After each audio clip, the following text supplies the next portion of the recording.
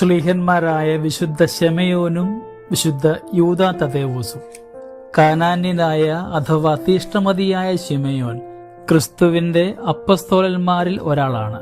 കാനാന്യൻ എന്ന വിശേഷണത്തെ ആസ്പദമാക്കി ചിലർ അദ്ദേഹത്തിന്റെ ജന്മദേശം കാനാൻ ആണെന്ന് പറയുന്നത് പൊതുവെ ആരും സ്വീകരിക്കുന്നില്ല. അദ്ദേഹം ഗലീലിയൻ തന്നെയാണ്. യഹൂദരുടെ ഇടയിൽ മതനൈർമല്യം സംരക്ഷിക്കുവാൻ അത്യുത്സുകരായ ഒരു വിഭാഗമുണ്ട്, തീഷ്ണമതികൾ.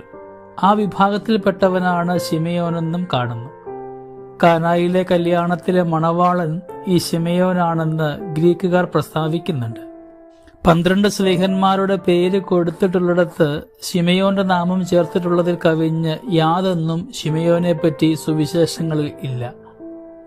മറ്റ് അപ്പസ്തോലന്മാരോടൊപ്പം ശിമയോനും പരിശുദ്ധാത്മാവിനെ സ്വീകരിച്ച് വിശ്വസ്തയോടും തീഷ്ണതയോടും കൂടെ സുവിശേഷ പ്രചരണത്തിനായി അധ്വാനിച്ചു.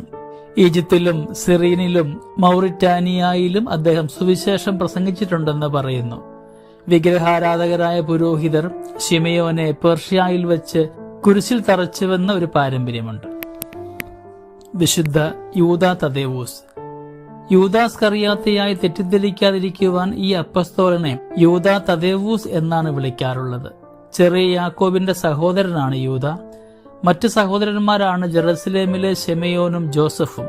ഇവർ 4 പേരെയാണ് യേശുവിന്റെ സഹോദരന്മാരെന്ന പദം കൊണ്ട് സുവിശേഷകർ വിവക്ഷിക്കാറുള്ളത്. ദൈവമാതാവിന്റെ സഹോദരിയായ മേരിയുടെയും ക്ലയോഫാസിന്റെയും മക്കളാണവർ.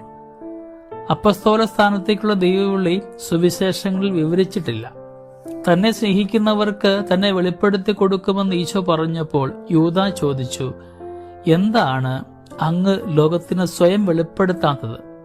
രക്ഷകന്റെ രാജ്യം ലൗകികമായിരിക്കുമെന്നായിരുന്നു യൂദായുടെ വിചാരം. ലോകം അതിന് യോഗ്യമല്ലെന്നായിരുന്നു ദിവ്യഗുരുവിന്റെ മറുപടി. വിശുദ്ധ യൂദാ സമരിയ, യൂദയ, ഇദ്മയ, സിറിയ, ലിബിയ, മെസൊപ്പൊട്ടേമിയ എന്നീ സ്ഥലങ്ങളിൽ സുവിശേഷം പ്രസംഗിച്ചു. ചെറിയ യാക്കോബിന്റെ രക്തസാക്ഷിത്വത്തിന് ശേഷം AD 62 തിരിച്ചുവന്ന് സ്വസഹോദരൻ ശെമയോന്റെ തെരഞ്ഞെടുപ്പിൽ പങ്കെടുത്തു. സകല പൗരസ്ത്യ സഭകളെയും അഭിവാദനം ചെയ്ത് അദ്ദേഹം ഒരു ലേഖനം എഴുതി. അവിടങ്ങളിലാണല്ലോ അദ്ദേഹം അധ്വാനിച്ചത്. പാഷണ്ഡികളെ മാർഗഭ്രംശം വന്ന നക്ഷത്രങ്ങളെന്നാണ് യൂദാ വിളിക്കുന്നത്.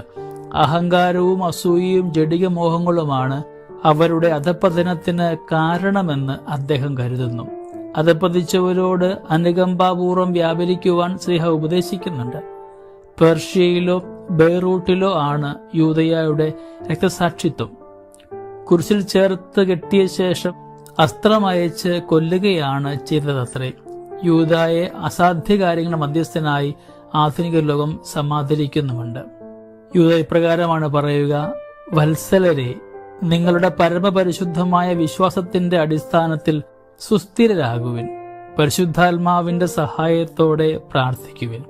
അസാധ്യ കാര്യങ്ങളുടെ മധ്യസ്ഥനായ വിശുദ്ധ യൂദാ തദേവൂസിന്റെ പ്രത്യേകമായ മാധ്യസ്ഥ്യം നമ്മുടെ ജീവിത മേഖലയിൽ എന്നും ഉണ്ടായിരിക്കട്ടെ. ദൈവം നമ്മളെല്ലാവരെയും സമൃദ്ധമായി അനുഗ്രഹിക്കട്ടെ. നമ്മുടെ കർത്താവ് യേശു മിശിഹായുടെ കൃപയും പിതാവായ ദൈവത്തിന്റെ സ്നേഹവും പരിശുദ്ധാത്മാവിന്റെ സഹവാസവും നമ്മുടെ കൂടെ എന്നും ഉണ്ടായിരിക്കട്ടെ, ഇപ്പോഴും എപ്പോഴും എന്നേക്കും. ആമേൻ.